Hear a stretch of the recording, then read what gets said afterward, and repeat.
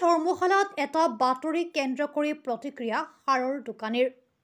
যোৱাকালি ভাৰত বাংলাদেশ সীমান্তৱৰ্তী অঞ্চল ধৰ্মশালা বজাৰৰ একাংশ সাৰৰ দোকানীয়ে দুগুণ দামত ইউৰিয়া সাৰ বিক্ৰী কৰাৰ অভিযোগ তুলিছিল, য'ত উল্লেখ কৰা হৈছিল ৫৫০ টকাৰ সাৰৰ পৰিৱৰ্তে ১২ৰ পৰা ১৪০০ টকাত বিক্ৰী কৰা হয়। এই সমগ্ৰ অভিযোগ নস্যাৎ কৰি সাৰৰ দোকানীয়ে মজিবুৰ ৰহমানে কয় যে মোৰ বিৰুদ্ধে অনা সকলো অভিযোগ মিছা আৰু ভিত্তিহীন। মই কোনো ধৰণৰ সাৰৰ বিক্ৰী কৰাৰ নামত দুগুণ মূল্যত বিক্ৰী কৰা নাই, চৰকাৰী দাম হিচাপত বিক্ৰী কৰিছোঁ। ইপিনে কোম্পানীটোৰ ৰিটেইলাৰসকলক অধিকতকৈ অধিক গাড়ীয়ে সাৰ যোগান ধৰে যদিও তেনে ক্ষেত্ৰত ৪০ বা ৬০% সাৰ যোগান ধৰাৰ প্ৰতিশ্ৰুতি দিয়া বিভাগে কেৱল মাত্ৰ এটা সাৰৰ দোকানত ১৫ বস্তা সাৰ যোগান ধৰাৰ অভিযোগ, যাৰ বাবে গ্ৰাহকক যোগান ধৰিব পৰা নাই সাৰৰ দোকানীসকলে। News desk report, NE express 30। মোৰ নাম মজিবুৰ ৰহমান, ঘৰ ধৰ্মশালা, দোকানৰ নাম মৰমী চিট চেণ্টাৰ।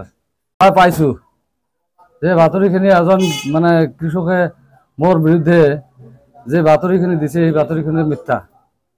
কাৰণ কোনো কাষ্টমাৰৰ ওচৰত মই চৰকাৰী যেটা ৰেট আছে ৰেটৰ মাধ্যমত মই বিক্ৰী কৰি থাকোঁ।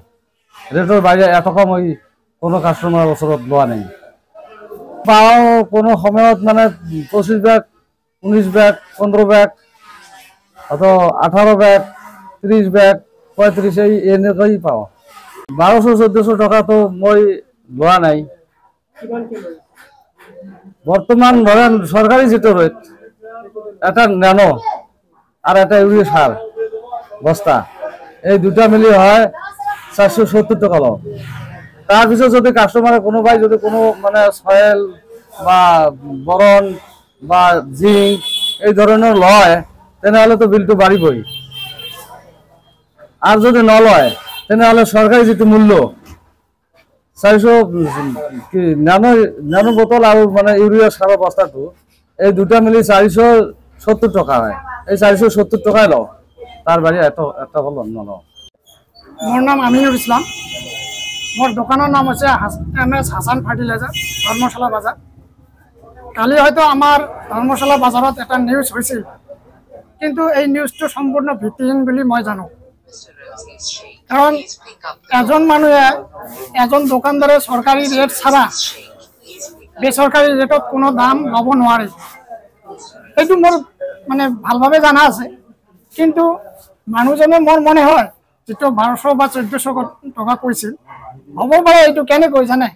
এইটো হয়তো দুটা ইউৰিয়াৰ বেগ নিছিল, এটা জিংক লৈছিল, এটা বৰণ লৈছিল, এইখিনি হিচাপ কৰি হয়তো ১২০০-১৪০০ টকা হ'ব পাৰে। যদি এজন মানুহ তেনেকুৱা ধৰণৰ খৰচ লয়, তেনেহ'লে এইটো কথাটা হ'ব যে ১২০০-১৪০০ টকা। কিন্তু যি ধৰণে কৈছিল এইটো ভিত্তিহীন হ'ব পাৰে। আমি পৰ্যাপ্ত পৰিমাণে সাৰ পোৱা নাই। এই মাহৰ ভিতৰত আমি অনলি ১৫ বেগ ইউৰিয়া পাইছোঁ। এই মাহৰ ভিতৰত আমি অনলি ১৫ বেগ ইউৰিয়া পাইছোঁ। মই কাক দিম? আপুনি যদি আহি কয় ভাই মোক ৫টা সাৰ লগত দিব লাগিব মোক, তেনেহ'লে মই কেইটা মানুহ দিব পাৰিম? ইয়াত আমাক যদি আজি এজন দোকানীক মিনিমাম ১০০ বস্তা ইউৰিয়া প্ৰত্যেক দিনত লাগে, সেই ইউৰিয়াখিনি আমাক মাহৰ ভিতৰত ১৫টা বেগ দি আছে। আমি কি কৰিম? আমাৰ কিছু কৰিবলগীয়া নাই। যিবিলাক ভিত্তিহীন নিউজ আছে এইবিলাক মানুহ কৰি আছে, আমাৰ কিছু কৰিবলগীয়া নাই। দেখা গৈছে কি দোকানত ইউৰিয়া সাৰ নাপায়। ইউৰিয়া সাৰ নাই। এই মাহৰ ভিতৰত আমি ১৫ বেগ ইউৰিয়া পাইছোঁ। মাৰ্কেটিঙৰ পৰা আমি পাওঁ, হোলচেলাৰৰ পৰা নাপাওঁ। আমাৰ DM জগদীশ ৰায় আছে।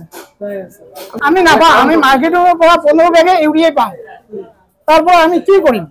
আমাৰ কৰিবলগীয়া একো নাই।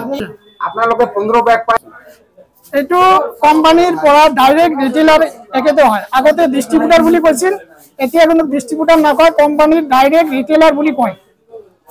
একেতে কোম্পানী যিমান ইচ্ছা সিমান দিব পাৰে, কিন্তু আমাক নোৱাৰে। আমাক অনলি 60% আৰু 40% বুলি কৈছিল। এতিয়া আমি অনলি 30%ও সাৰ পোৱা নাই।